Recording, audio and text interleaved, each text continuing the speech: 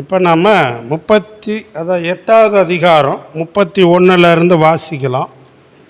ஒரு ஆளுக்கு 3 வசனம் வாசிக்கலாமா?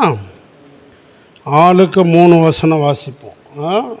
பாஸ்டர் ரவி ஆரம்பிக்கிறீங்களா பாஸ்டர்?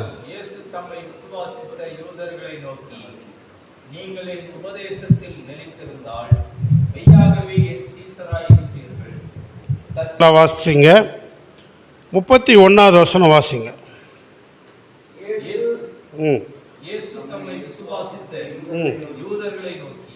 யாரை பார்த்து? யாரை நோக்கி? எந்த யூதர்கள்? அவரை விசுவாசித்த யூதர். 30ஆம் வசனம் பாருங்க.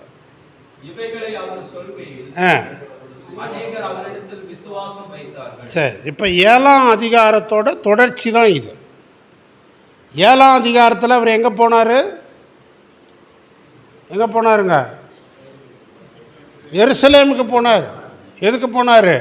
கூடார பண்டிகைக்கு போனார். கூடார பண்டிகையில் தொடர்ந்து அவர் என்ன பண்ணிட்டு இருக்கிறாரு? உபதேசம் பண்ணுறாரு, மக்களுக்கு கற்றுக் கொடுக்குறாரு. மக்கள் அவர்கிட்ட வர்றாங்க, அந்த விபச்சார ஸ்ரீயை கொண்டாந்து நிறுத்துகிறாங்க ஒரு கூட்ட மக்கள். அப்போ அவர் என்ன பண்ணுறாரு? அந்த பெண்ணை விடுதலை ஆக்குறாரு. அந்த ஆட்கள் குற்றமான சாட்சியில் போகிறாங்க. அப்போ ஆண்டவர் அதை தொடர்ந்து உபதேசிக்கிற அந்த உபதேசத்தை தான் நம்ம எங்கே பார்க்குறோம்? இந்த யோவான் 8ஆம் அதிகாரத்துலேயும் பார்க்குறோம். சரிங்களா? இப்போ இங்கே ஆண்டவர் யாரை பார்த்து பேசுகிறாராம்? அதாவது அவர் சொன்னதையெல்லாம் கேட்டு ஒரு கூட்ட மக்கள் விசுவாசிக்கிறாங்க. யார்? யூதர்கள். சரியா? இப்போ 31ஆம் வசனத்தில் மறுபடியும் அதை வெளிப்படுத்தப்படுது. என்னன்னு சொல்கிறாரு? தம்மை விசுவாசித்த யூதர்களை நோக்கி. சரி, இப்போ பாருங்க, அதை தொடர்ந்து வாசிங்க. 31.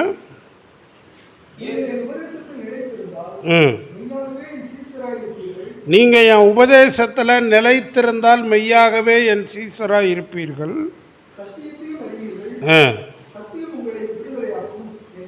ஓகே, இப்போ கேள்வி என்னன்னா, அவங்க தான் ஏற்கனவே அவரை விசுவாசிக்கிறாங்கல்ல.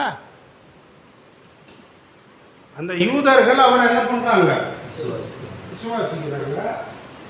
அவங்கள பார்த்து ஏன் நீங்கள் என்ன சொல்கிறாரு? உபதேசத்தில் நிலைத்திருக்கிறது ஏன் சொல்கிறாரு?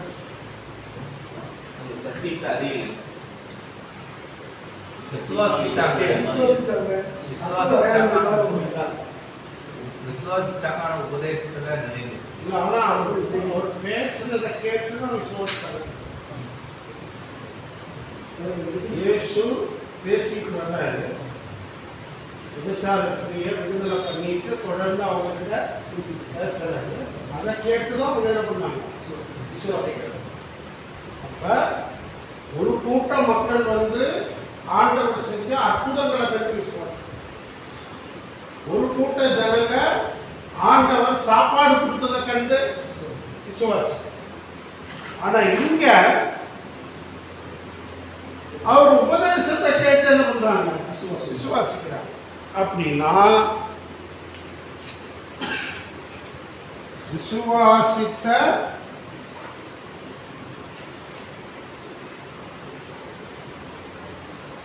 யூதர்களுக்கு அவர் பேசணுமா, இல்ல விசுவாசியாதவர்களுக்கு அவர் பேசணுமா?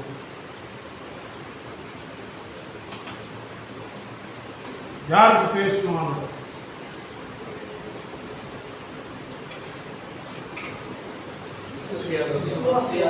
அவங்களுக்கு தான் பேசணும்ல. அப்படிதான் நம்ம நினைக்கிறோம். அப்படி பார்த்தா நம்ம ஞாயிற்றுக்கிழமை என்ன நடத்தக்கூடாது?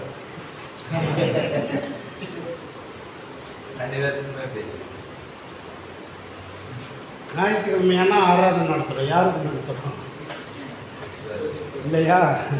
சரி, நல்லா பண்ணி. இப்ப விசுவாசித்த யூதர்கள் என்ன ஆகணும்? நம்ம இயேசுதர் ஐயா சொன்ன மாதிரி சத்தியத்தை அவங்க இன்னும் என்ன பண்ணணும்? அறியணும். சத்தியத்தை எவ்வளோ அறிகிறாங்களோ அவ்வளோதான் அவங்களுக்கு என்ன கிடைக்கும்? விடுதலை கிடைக்கும். இப்போ இந்த விசுவாசிக்க விசுவாசிக்கிற யூதர்கள் அல்லது இயேசுவை நம்புகிற மக்களுக்கு இருக்கிற ஆபத்து என்ன? என்ன ஆபத்து இருக்குது? ஏன் ஆண்டவர் என் உபதேசத்தில் நீங்க நிலைத்திருங்கன்னு சொன்னாரு அப்படின்னா, பின்னால யோவான் 15 அதிகாரத்துல ஆண்டவர் சொல்றாரு, நானே மெய்யான திராட்சை, நீங்கள் கொடிகள். இல்லைங்களா? ஒருவன் என்னிலும் என் வார்த்தைகள் அவனிலும் நிலைத்திருந்தார். இல்லையா?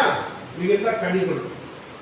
ஆண்டவர் என்ன சொல்றாரு? சும்மா விசுவாசத்தை பத்தாது, நீங்க என்ன பண்ணணும்? என் உபதேசத்துல நிலைத்து நிற்கணும். நீங்க ஒரு பெரும் கூட்ட மக்களுக்கு ஆண்டவர் சொல்லும் போது மக்கள் என்ன பண்ணுவாங்க? பரவசமா கை தட்டுவாங்க, அல்லேலூயா சொல்லுவாங்க, துதிப்பாங்க. ஆனா அப்புறம் அந்த வாரமே இல்லை, அடுத்த 1-2 நாள்லயே போய் என்ன பண்ணுவாங்க? ஏதாவது ஒரு விக்கிரக கூட்டத்திலேயோ ஏதோ ஒன்றுல உட்காந்துட்டு என்ன பண்ணுவாங்க? ஆண்டவரை துக்கப்படுத்துற மாதிரி நடந்துக்குவோம்.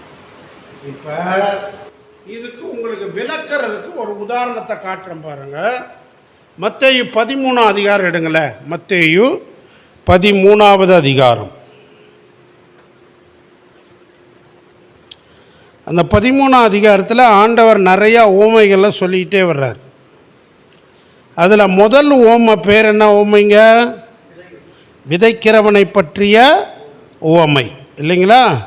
அதில் 2 நிலங்களை பற்றி அங்கே ஆண்டவர் சொல்கிறார். என்னென்ன நிலங்க? ஆமாம், ஒன்று என்னதுங்க? பாதை, இல்லையா? வழி அருகே. அப்புறம் பாறை நிறைந்த இடம், முச்செடி,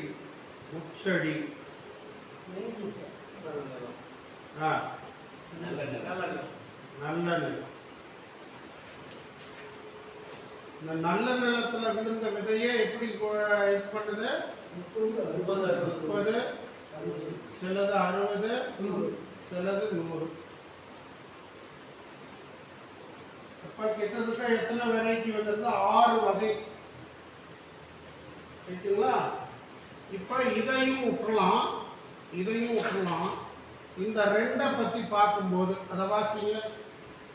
ஆண்டவர் அங்கே விளக்கம் கொடுப்பார் பாருங்க, அதை வாசி. இல்லை அங்கே இல்லை, கீழே போகணும். எங்கே தெரியுமா?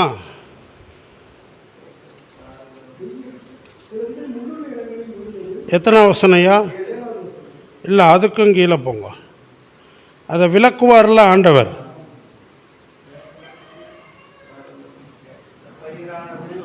ஆமாம், 20 வசனம் வாசிங்க.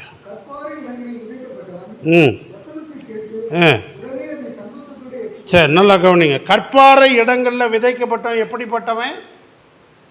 வசனத்தை கேட்டு சந்தோஷத்தோட ஏற்றுக்கிறான். வசனத்தை கேட்குறாங்க, வசனம் அவங்களுக்கு என்னத்தை கொடுக்குதுங்க? சந்தோஷமா, ஆமாம் ஆமாங்க, வேணுங்க வேணுங்க அப்படின்னு நல்லா ஏற்றுக்கிறாங்க. ஆனால்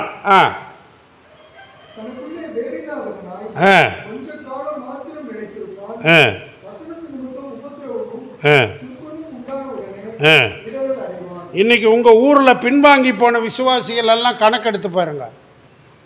சபைக்கு உள்ளே இருக்கிறவங்கள விட சபைக்கு வெளியே இருக்கிற பின்வாங்கினவங்க கூட்டம் தான் ஜாஸ்தி. ஆமாவா? இருக்கிறாங்க. ஏன்? அவங்க வசனத்தில் வேர் பிடிக்கல. சரிங்களா? வேர் எங்கே பிடிக்கும்? நிலத்துக்கு அடியில். அது கண்ணுக்கு தெரியாது. ஆண்டவர் என்ன சொல்றாரு? என் உபதேசத்தை கேட்டு அதில் நிலைத்திருக்கிறவன். வேறு ஸ்ட்ராங்கா இருந்தால் தான் மரம் எப்படி இருக்கும்? செடி எல்லாம் நல்லா பலன் கொடுக்கும், இல்லையா? நல்லா வளரும். அப்ப வேர் பிடிக்கணும், மண்ணுக்கு அடியில் என்ன பண்ணும்? அதுக்கு தான் இந்த வார்த்தை சொல்றாரு, என் உபதேசத்தை கேட்டு கேட்கறீங்க, வெரி குட். அதுல என்ன பண்ணுங்க? நிலைச்சிருங்க. செடியை ஒரு இடத்துல நட்டுட்டு ஒரு மாசம் கழிச்சு பாஸ்டர் ரவி என்ன பண்றாரு, புடுங்கி இன்னொரு இடத்துல வைக்கிறார். என்ன ஆகும்? ஊத்துவார். ஆனா என்ன ஆகும்? வேர் பலவீனமா, துடிப்பு என்ன ஆகும்? தளரும். மறுபடியும் இன்னொரு இடத்துல வச்சுட்டு அடுத்த 3 மாசம் கழிச்சு மறுபடியும் அதையும் கொடுக்கணும். என்ன ஆகும்? நிலை திருத்தம் தான் என்னது? ஒரே இடத்துல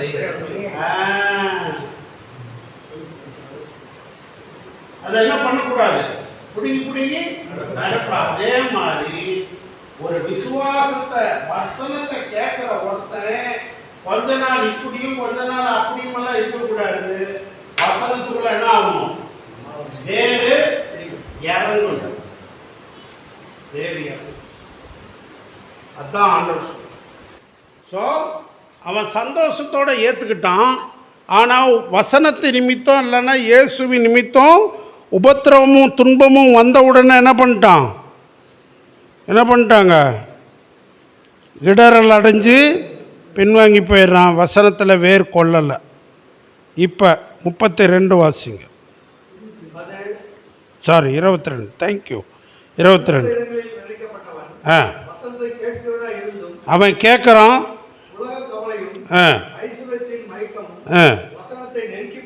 சரி, முள்ளுள்ள இடங்கள்னா அது என்னதுங்க? பூமிக்கு அடியிலையா பூமிக்கு மேலையா? பூமிக்கு மேல. புரியுதா? பூமிக்கு அடியில ஒண்ணு, பூமிக்கு மேல. முள்ளு செடி சுத்தி இருக்கு, அதுக்குள்ள வளருது. ஆனா என்ன ஆகுது? முள்ளு செடி அதோட இடத்தை ஆக்கிரமித்து அது இதை என்ன பண்ணிடுது? வளர முடியாம. அதுதான் என்னது? உலக கவலையும். அதெல்லாம் பாருங்க 23. உலக கவலையும் ஐஸ்வர்யத்தின் மயக்கம். நமக்கு கூட வசனம் வளர முடியாம காரணம் என்னங்க? உலக கவலை. இன்னைக்கு பாஸ்டர்கள் உலக கவலை இல்லாம இருக்கிறாங்களா? உலக கவலையோடு இருக்கிறாங்க. 9 தான் கரெக்ட் தான் நீங்க சொல்லுது இல்லையா? உலக கவலைக்கு இடம் கொடுக்கும். அப்ப எப்படி வசனம் வளரும்? ஏன் வசனம் வளரல? ஏன் விசுவாசிகள் வசனத்துல வளரல? உலக கவலை. அப்புறம் பணமயக்கம். அட அவன் இப்படி இருக்கிறான், இவன் இப்படி இருக்கிறான். இதை பார்க்கும்போது நமக்கு இது இல்லை. அந்த பணமயக்கம் நம்மள என்ன பண்ணிருக்கு? வசனத்தை போயா என்ன வசனத்தை வசனத்தின்படி மனசோர்வு. புரியுதுங்களா? அப்ப வசனத்தை நெருக்கி போடுறதுக்கு நம்ம என்ன பண்ணக்கூடாது? இடம் கொடுக்கக்கூடாது. வசனம் நெருக்கி போட நம்ம இடம் கொடுக்கக்கூடாது. சரிங்களா? ரைட். இப்போ மறுபடியும் வாங்க யோவானுக்கு. ஸோ ஒன்று, வசனத்தில் என் நாட்டமும் என் தேட்டமும் இருக்க வேண்டும். வசனத்தில் என்ன இருக்கணுங்க? தேட்டம். தேட்டம்னா என்னது?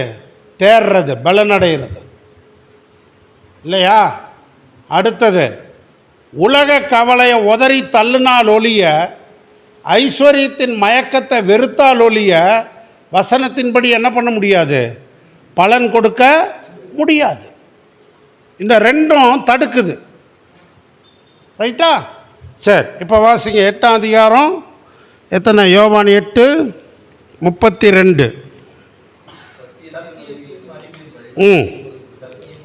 விடுதலையாக்கு. அப்படின்னா ஏன் அதை சொல்றாரு? சத்தியம் யாரு? சத்தியம் யாருங்க? ஆண்டவராகிய இயேசு கிறிஸ்து தான் சத்தியம். அவர் சொல்றத கேட்டு யார் நினைச்சிருக்கிறாங்களோ அவங்க தான் இயேசுவை அறிந்து கொள்ளணும். இயேசுவோட உள்ள தனிப்பட்ட உறவு எப்ப வளரும்? இவருடைய வசனத்தின்படி நடக்கும். அப்ப அந்த வசனத்தை கேட்க கேட்க கேட்க, வசனத்தை யோசிக்க யோசிக்க, வசனத்தை தியானிக்க தியானிக்க என்ன வந்துருங்க? விடுதலை வரும். இது என்ன விடுதலை கிடையாது, இது என்ன விடுதலை இல்லைங்க. அதாவது வெளிப்படையான சரீர பிரகாரமான விடுதலை இல்லை. நீங்கள் ஒரு வீட்டில் வந்து அடிமையாக வேலை செய்கிறீங்கன்னா அந்த அடிமைத்தனத்திலிருந்து விடுதலை தர்றதுக்கு இல்லை, உங்களை ஒவ்வொரு நாளும் நசுக்கிட்டு இருக்கிற பாவ இச்சைகள்லேருந்து என்னது விடுதலை, உலக மயக்கத்திலிருந்து என்னது விடுதலை. அந்த விடுதலையை எது கொடுக்குது? ஆண்டவருடைய வசனம் அல்லது சத்தியம். ஸோ ரொம்ப ஈஸியான ஒரு காரியம் என்னென்னா, நீங்களும் நானும் எவ்வளோ நேரம் எவ்வளோ வாஞ்சையாக எவ்வளோ அதிகமாக சத்தியத்தை தேடி வாஞ்சித்து வாசித்து தியானிக்கிறோமோ அவ்வளோதான் நம்ம வாழ்க்கையில் என்ன உண்டாகுங்க? விடுதலை உண்டாகும். ஆமென். அவ்வளோதான் விடுதலை. இல்லைன்னா என்ன இருக்காது? கிறிஸ்தவ வாழ்க்கை அது ஒரு என்னது தத்தளிக்கிற ஒரு வாழ்க்கை. அடிமைத்தனமும் இருக்கும், வசனமும் வாசிக்கிறேன், ஜபம் பண்ணுறேன், ஆனால் என்ன இல்லை? விடுதலை இல்லை. ஏன்? அதுக்குள்ளே நான் முழுசாக தாகம் எனக்குள்ள கம்மியாக இருக்கு. வசனத்தோட வல்லமையை நான் என்ன பண்ணல? நம்பல. ஆண்டவர் சொல்கிறாரு பாருங்க, சதுசேயர் கூட்டம் வந்து கேட்குறாங்க, ஐயா நீங்கள் சொல்கிறீங்களே உயிர் தள்ளுதல் இருக்குதுன்னு, அப்படி இருந்தால் எங்கள் ஊரில் ஒருத்தன் கல்யாணம் பண்ணான், கல்யாணம் பண்ணவன் சில மாதத்தில் என்ன ஆயிட்டான்? செத்து போயிட்டான். அப்புறம் ஊருக்காரங்களாம் சேர்ந்து, டேய் தம்பி நீ தாண்டா, நீங்கள் கல்யாணம் பண்ணிக்கிட, அந்த பிள்ளை என்னடா பண்ணோம்? நம்ம ஊர் வழக்கத்துப்படி தம்பிக்காரன் தான் என்ன பண்ணோம்? அண்ணியை கல்யாணம் பண்ணிக்கிடா. அவனும் செத்து போயிட்டாங்க. அடுத்த தம்பி அவனுக்குன்னு பார்த்து 7 தம்பிங்க, நான் 7 பேர் அவனுங்க அண்ணன் தம்பிங்க. எப்படியெல்லாம் கதையை கண்டுபிடிக்கிறான்னு பாருங்க. வந்து சொல்கிறான் 7 பேர் கல்யாணம் பண்ணாங்க, 7 பேரும் செத்து போயிட்டாங்க, அந்த அம்மாவும் செத்து போயிடுச்சு. எப்படிங்க உயிர் தள்ளுதலில் போய் எப்படிங்க யாருக்குங்க பொண்டாட்டிய? பெரிய கண்டுபிடிப்பாளனுங்க அவனுங்க சதுசேயருங்க. யார்? பெரிய கண்டுபிடி. ஆண்டவர் போசுக்குன்னு சொல்லிவிட்டார். உங்களுக்கு வேத வசனமும் தெரியல, தேவனோட வல்லமையும் தெரியலடான்ட்டு. என்ன தெரில? வேத வாக்கியமும் பைபிள் வசனமும் தெரியல. அடுத்தது என்ன தெரில? தேவனோட வல்லமை என்னான்னு தெரியல. என்ன சொன்னார்? அவர்கள் உயிர் தள்ளுதலில் எப்படி இருப்பாங்க? தேவ தூதரை போல இருப்பாங்க. பைபிளை ஒழுங்காக வாசிங்கடாங்கிறார். வசனத்தை ஒழுங்காக வாசிங்கடா. பெரிய ஞானிகளாட்டம் வந்து வாயை கொடுத்து ஏன் நீங்களே உங்களுக்கு முட்டாள் பட்டம் வாங்கிக்கிறீங்க? எவ்வளோ பைத்தியக்காரங்க பாருங்கள் அந்த சதுசேயர், இல்லையா?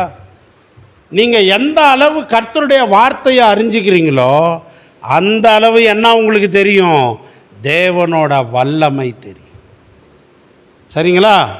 இப்போ பாருங்க, இதை வந்து இப்படி சொல்லணும். Word of God. என்னதுங்க? Word of God. அடுத்தது பவர் ஆஃப் காட்.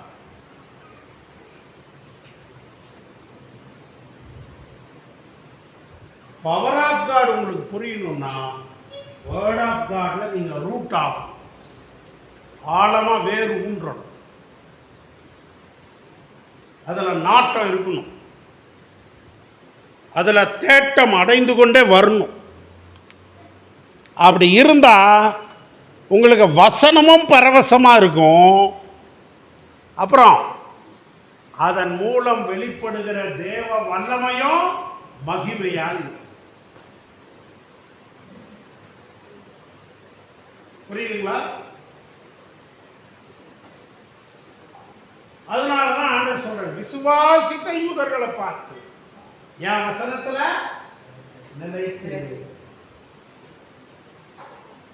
சத்தியம் உன்னை விடுதலையாக்கும். ஓகே, 33 வாசிங்க. யோவான் 8:33. அவர்கள் அவருக்கு பிரதியுத்தரமாக, ம் நாங்கள் ஆபிரகாமின் சந்ததியாக இருக்கிறோம். ம் நாங்கள் ஒரு காலம் ஒருவனுக்கும் அடிமையாக இருக்கவில்லை. ம் விடுதலையாவீர்கள் என்று நீர் எப்படி சொல்லுகிறீர் என்றார்கள். இவங்களை பெருமைக்கு பஞ்சமே இல்லை. யாருக்கு? இந்த யூதர்களுக்கு பெருமைக்கு என்ன இல்லை? பஞ்சமே இல்லை. என்ன சொல்கிறாங்க? நாங்கள்லாம் யார் தெரியுங்களா? நாங்கள்லாம் ஆபிரகாமோட சந்ததிங்க. நாங்கள்லாம் ஒரு நாளும் ஒருத்தருக்கும் என்ன இல்லை? அடிமையாக இல்லை. ஏன்டா டே கூமட்டிங்களா? முதல்ல அவங்க யாருக்கு அடிமைகளானாங்க? அதுக்கு அதை கூட விட்டுருங்க. பாபிலோனியர் என்ன பண்ணாங்க? பிடிச்சிட்டு போனாங்களா இல்லையா யூதர்களை? சரி, இவங்க பிடிச்சிட்டு போனப்புறம் ஃப்ரீ ஆயிட்டாங்களா? இல்லை. அதுக்கப்புறம் யார் வந்தது? மேதியர். யாருங்க? மேதியர். அதுக்கப்புறம் யாருங்க? பெர்சியர். அகாஸ்வேர ராஜாலாம் யாரு? பெர்சிய ராஜா. அதுக்கப்புறம் யாருங்க? கிரேக்கர். யாருங்க? கிரேக்கர். அதுக்கப்புறம் யாருங்க? ரோமன். இத்தனை பேர்கிட்டையும் வரிசையா மாற்றி மாற்றி என்னவா இருந்தவங்க தான்? அடிமைகளா இருந்தவங்க தான் யாரு? இந்த யூதர்கள். நாங்க ஒரு காலம் ஒருவருக்கும் எப்படி இல்லை? அடிமையா இல்லை. அடக்குவாங்கடா அடி. தான் பிரச்சனை அவங்கக்கிட்ட. ஆண்டவர்கிட்ட வந்தால் நோவு இருக்குதுன்னு ஒத்துக்கணும். என்ன ஒத்துக்கணும்? என் உடம்புல இதாங்க நோவு, நீங்கள் நல்லா பண்ணுங்கன்னு கேட்டால் தான் அவர் என்ன பண்ணுவார்? சுகம் பண்ணுவார். ஒன்றுமே இல்லைங்களே, நான் நல்லா தாங்க இருக்கிறேன். எகிப்து முன்னால காலம், அது உண்மைதான். எகிப்தில் அடிமையாக இருந்தாங்க. அதுக்கப்புறம் பாபிலோனுக்கு முன்னால் இஸ்ரவேலரை யார் அடிமைப்படுத்தினது?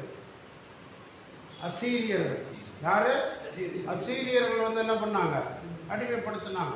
சரியா? ஸோ அந்த மாதிரி இருந்தது. இப்போ அதாவது அவங்க இருக்கிற காலத்துலேருந்து அப்படியே பின்னால் போனால் ரோமர்கள், அவங்களுக்கு முன்னால் கிரேக்கர்கள், அவங்களுக்கு முன்னால் பெர்சியர்கள், அவங்களுக்கு முன்னால் மேதியர், அவங்களுக்கு முன்னால் பாபிலோனியர். 5 பேரரசுகள்கிட்ட இவங்க என்னவா இருந்தாங்க? நாங்கள் அடிமையே இல்லையே.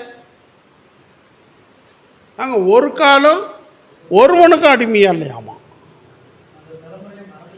ஆனால் ஆண்டவர் அதை சொல்லலை. இங்கே டேய் நீங்கள் விடுதலையாகும்னு சொல்லும்போது எதை சொல்லலை?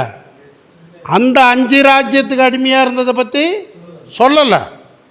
வாசிங்க. அப்போ 33 வாசிங்க. 33. நாங்கள் யாரு? சந்ததிங்க. இருக்கவில்லை. ஏங்க உங்களுக்கு என்னங்க லூசுங்களா பிடிச்சிச்சுங்க? என்னங்க நாங்கள் ஏற்கனவே எப்படி தான் இருக்கிறோம்? விடுதலையாக தான் இருக்கிறோம். எங்களை போய் விடுதலையாவீங்கிறீங்க? இதான் பிரச்சனை நமக்கு. ஆண்டவராகிய இயேசு கிறிஸ்து தம்மிடத்தில் வர்றவங்க எப்படி வரணும்? தன்னுடைய நிலை உணர்ந்து தேவனுடைய வல்லமை அறிந்து அவர்கிட்ட என்ன பண்ணணும்? வரணும். சரிங்களா? அடுத்த வசனம் வாசிங்க. நேராக அடிக்கிறார்.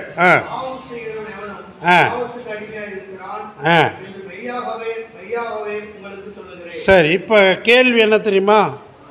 பாவம் செய்யறதுனால அவன் பாவத்துக்கு அடிமையா, இல்லை பாவத்துக்கு அடிமையாக இருக்கிறதுனால பாவம் செய்கிறானா?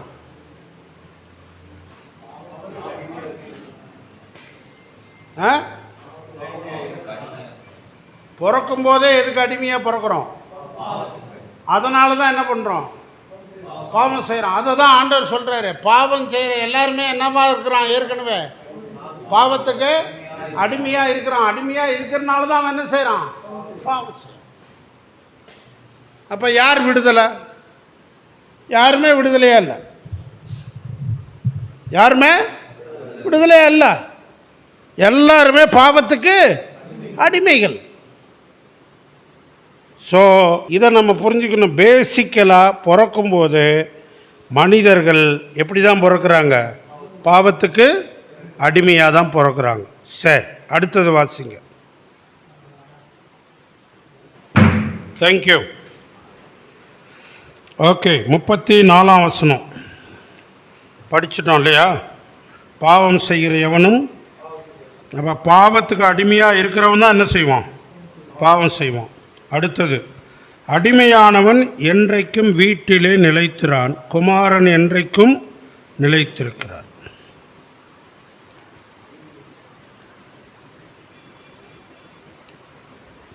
பாவத்துக்கு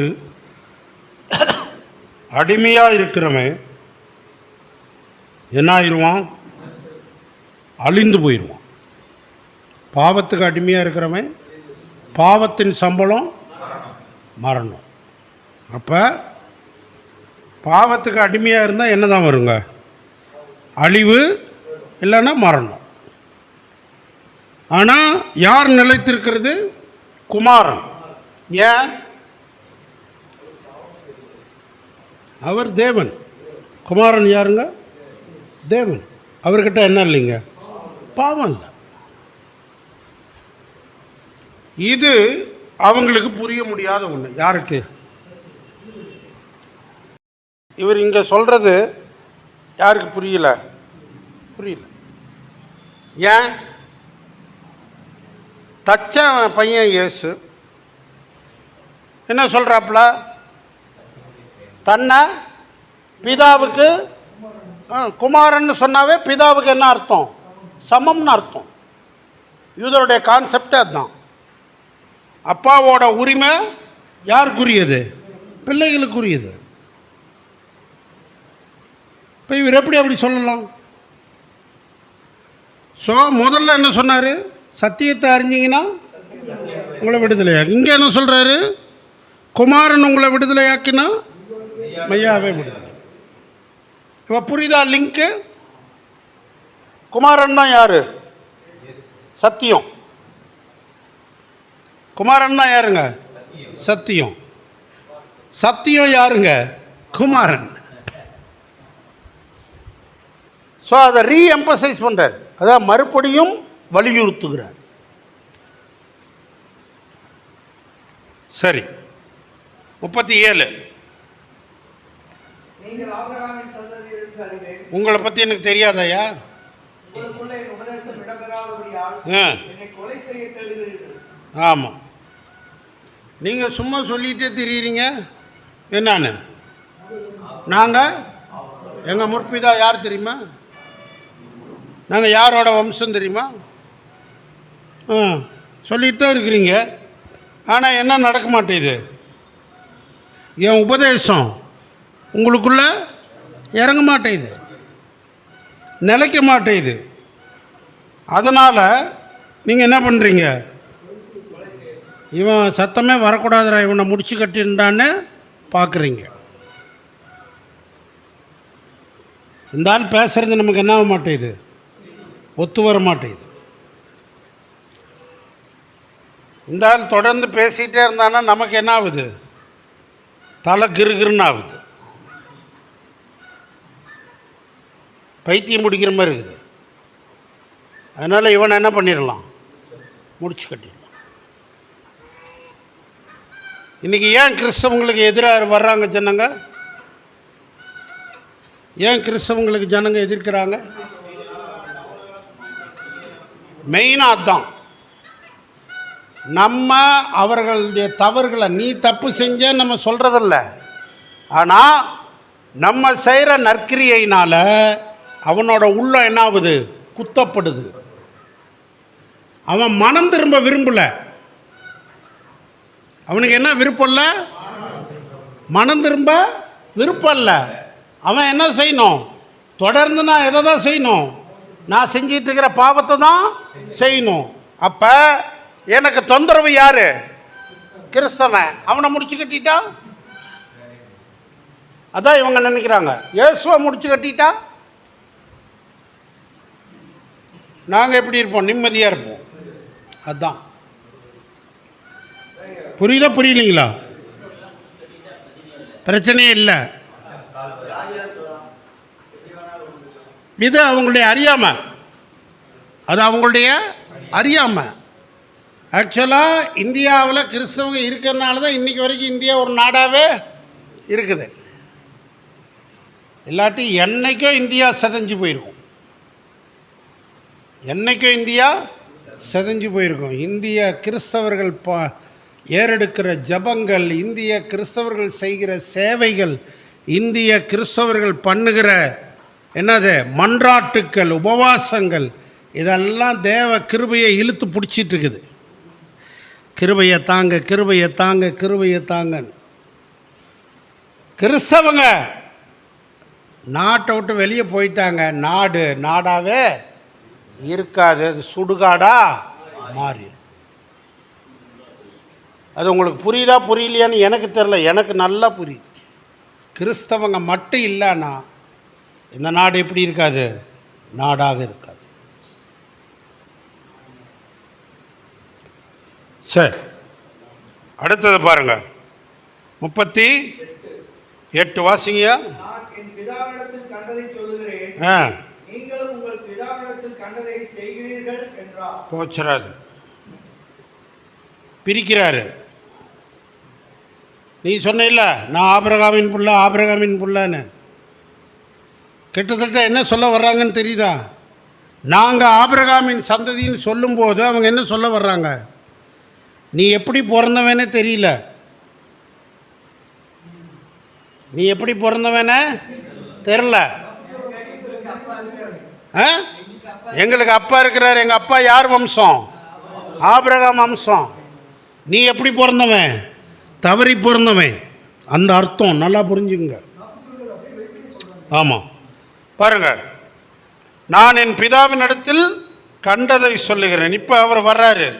ஆமாயா, நான் எதெல்லாம் என் பிதாட்ட கண்டனோ அதை தான் நான் உங்களுக்கு சொல்கிறேன். ஆனால் நீங்கள் உங்கள் பிதா கிட்ட எதை கண்டீங்களோ அதை செய்கிறீங்க. புரியுதுங்களா? இதில் பாருங்கள், ரொம்ப வித்தியாசமாக சொல்கிறாரு. நான் கண்டதை சொல்கிறேன், நீங்கள் கண்டதை செய்கிறீர்கள்.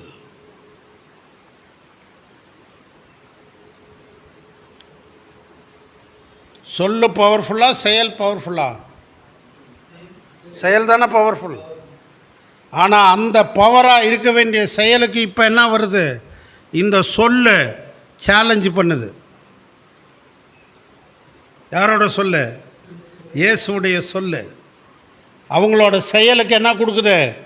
டஃப்பு கொடுக்குது. அதனால் அவங்க என்ன பண்ணுறாங்க? மூர்க்கம் ஆகுறாங்க.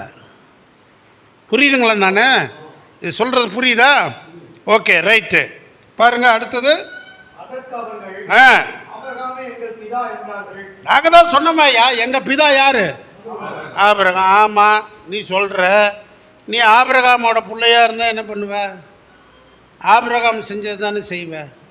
நீ ஆபிரகாம் செஞ்ச மாதிரி செய்யலையே. அடுத்தது பாருங்க, 40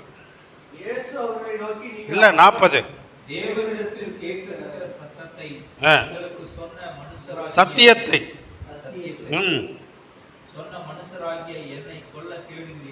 ஆமாம், உங்கள் பிதா ஆபிரகாம் இப்படி செஞ்சாரா? என்ன முடிச்சு கட்டலான்னே பார்க்குறீங்களாடா? உங்கள் பிதா ஆபிரகாம் அப்படி தான் செஞ்சாரா?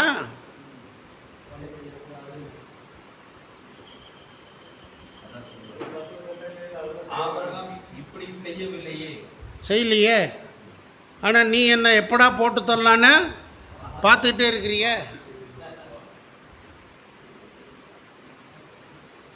இவனை முடிச்சுட்டாங்க, பிரச்சனையே ஓஞ்சதுங்கன்னு நினைக்கிறாங்க.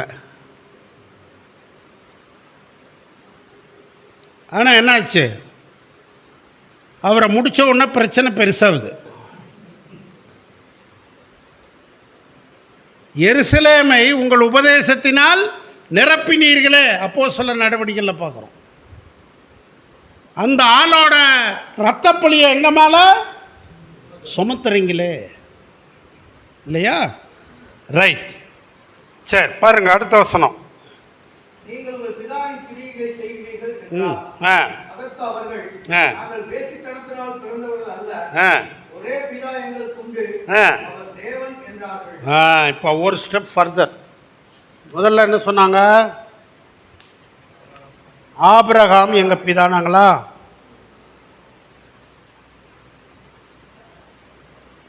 இப்போ என்ன சொல்றாங்க? ஒரே பிதா உண்டு, அவர் யாரு? தேவன், காட் ஹிம்செல்ஃப். ஓகேங்களா? சரீரத்தின்படி நாங்கள் யாரோட சந்ததி? சரி, இவரோட கிரியை நீ செஞ்சியா? கிரியை இருக்குதா? கிரிய இல்லை, அவுட்டு. யாரோட கிரியை இல்லை?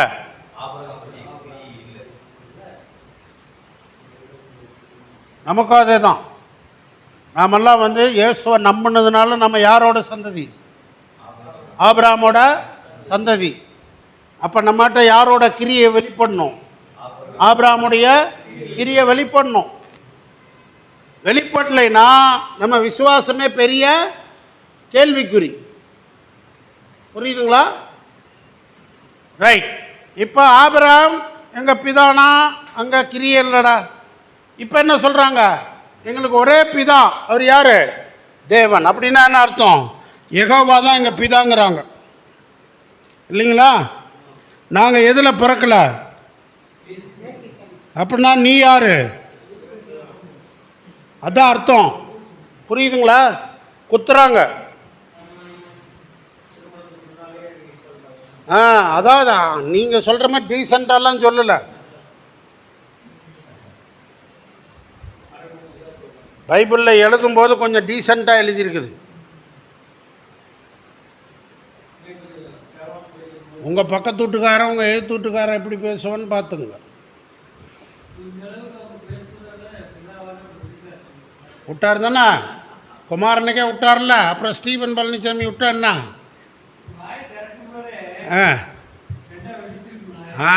அதுதான் நடக்காதுங்கிறேன். அப்புறம் எப்படி தேவனோட அன்பு வெளிப்படும்? நான் மனுஷரை அழிக்கிறதற்கே அல்ல, எதுக்கு வந்தேன்?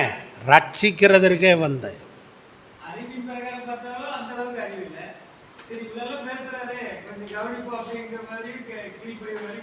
அதே கூட்டத்தை தான் நம்ம சந்ததியாக சந்திச்சிட்ருக்கோம். அதே தான் அப்போஸ்தலர் 6-7 அதிகாரத்தில் வாசிக்கிறோம். ஸ்தேவானோட வார்த்தை யாராலையும் ஏத்து நிற்க முடியல. அவன் பரிசுத்தாவில் நிறைஞ்சு பேசுகிறான். ஸோ நம்ம புரிஞ்சுக்கணும், நம்மளை எதுக்க அவங்களுக்கு என்ன முடியாது. நியாயமா வாயா நீயும் நானும் பேசலாம், பேசல தான் ஆரம்பிப்போம். பார்ப்பான், இவன் என்னடா எப்படி போனாலும் அணை கட்டுறானே, எந்த பக்கம் போனாலும் அணை கட்டுறானே, இவனை முடிச்சு கட்டிட்டா அணையே கட்ட வேணாமே. புரியுதுங்களா? அதான் அதே தான் தொடருது சந்ததி சந்ததியா. ரைட்டா? ஓகே, வாசிங்க 40.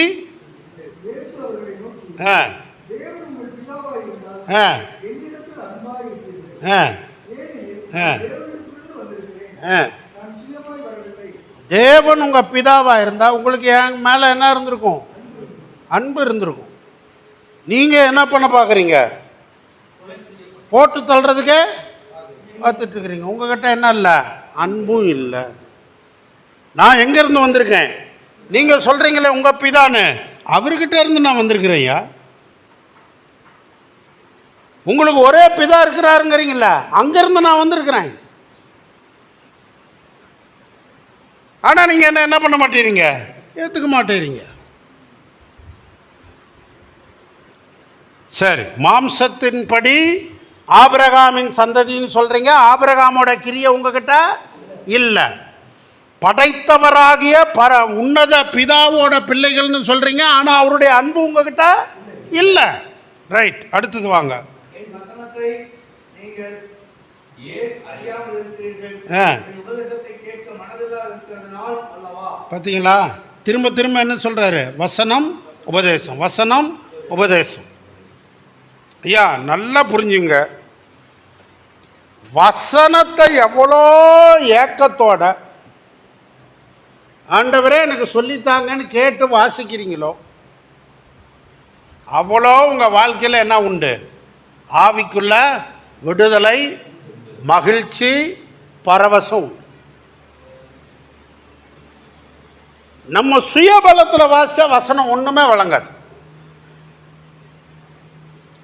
இயேசு திரும்ப திரும்ப யோவான்ல சொல்றது வசனம் உபதேசம், வசனம் உபதேசம். அதனால் வசனம் வாசிங்க. ஒரு நாளைக்கு யாராவது ஒரு நல்ல பைபிள் டீச்சரோட உபதேசத்தை கேளுங்க. வசனம் 1 மணி நேரம் வாசிங்க. 1 மணி நேரம் யாராவது வசனத்தை நல்லா டீச் பண்ணுற பைபிள் டீச்சரோட டீச்சிங்கை 1 ஹவர் கேளுங்க. என்ன ஆகும்? உங்கள் ஆவியில் ரிஃப்ரெஷிங், அதாவது புத்துணர்ச்சி வந்து கொண்டே இருக்கும். ரைட்டுங்களா? ரைட். போலாமா? அடுத்த வசனம் 44. நீங்கள் உங்கள் பிதாவாகிய பிசாசானால் உண்டானவர்கள். ஒரே அடி போட்டார். உங்கள் பிதாவுடைய இச்சையின்படி செய்ய மனதாய் இருக்கிறீர்கள். அவன் ஆதி முதற்கொண்டு மனுஷ கொலைபாதகனாய் இருக்கிறான். சத்தியம் அவனிடத்தில் இல்லாதபடியால் அவன் சத்தியத்திலே நிலைநிற்கவில்லை.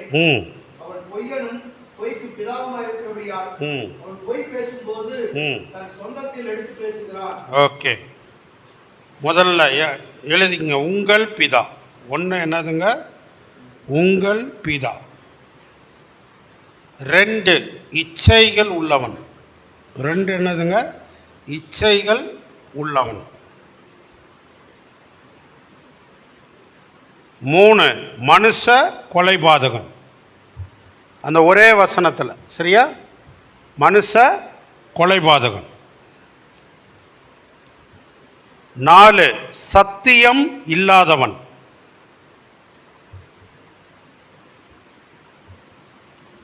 சத்தியம் யார்கிட்ட இல்லைங்க? இல்லை.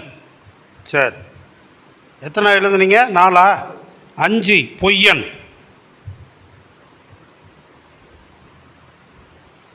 6 பொய்க்கு பிதா.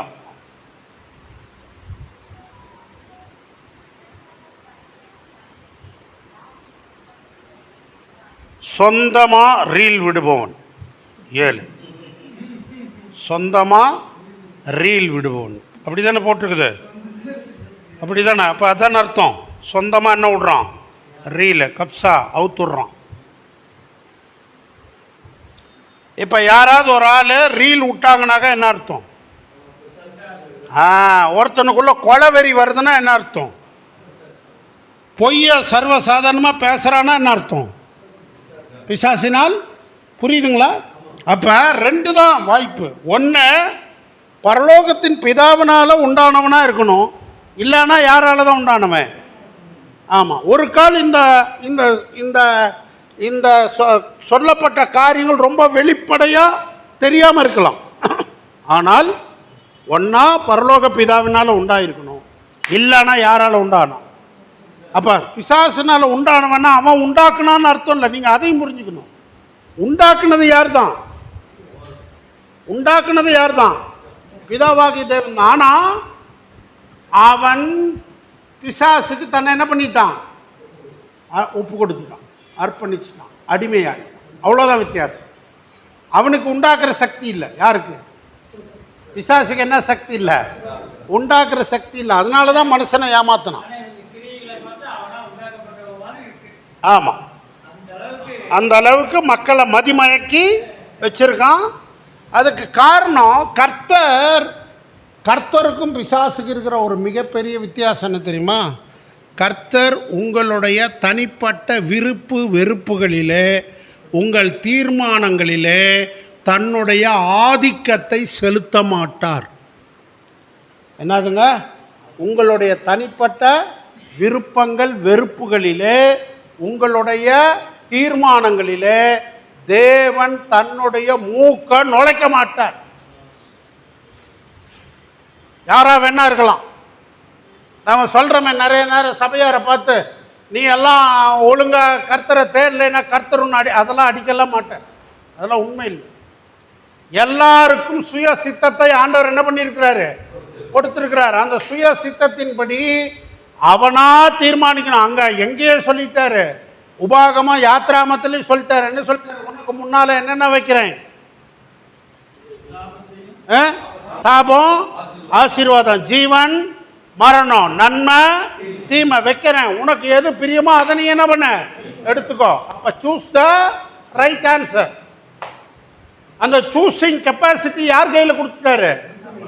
கொடுத்துட்டாரு. காலையில் எந்திரிச்சு ஜெபம் பண்ணோன்னு ராஜா சம்பத்தையா நினைச்சா எந்திரிச்சு ஜெபிக்கலாம். இல்லை இன்னொரு மணி நேரம் படுத்து தூங்கலாம்னு நினைச்சா அதுக்காக ஆண்டவர் அடிக்கல மாட்டார். ஆண்டவர் என்ன பண்ண மாட்டாரு? அடிக்க மாட்டார். இது நம்ம தப்பா உருவாக்கி வச்சிருக்கிற ஒரு பயம். ஏன்னா எதையே பார்த்து வளர்ந்தோம்.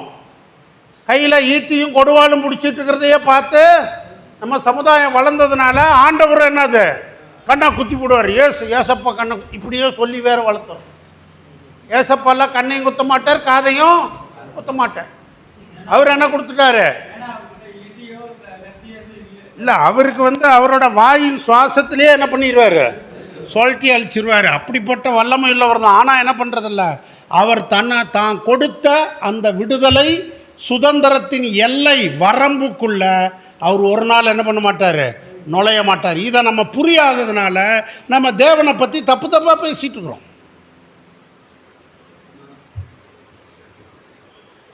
புரியுதுங்களா? ஆண்டவர் அந்த சுதந்திரத்தை யாருக்கு கொடுத்துருக்காரு? மனிதனுக்கு கொடுத்ததை இன்னைக்கு வரைக்கும் என்ன பண்ணல? எடுக்கல. ஆனா பிசாசு என்ன பண்ணுவான்? என்ன பண்ணுவான்? பொய்யை எடுத்து ஊதி உங்களை நம்ப வைத்து உங்களை ஏமாற்றுகிறவன். எங்கேயே ஆரம்பிச்சுட்டான்? ஏதேன்ல ஆரம்பிச்சிட்டான். நீ யாரை போல அவ?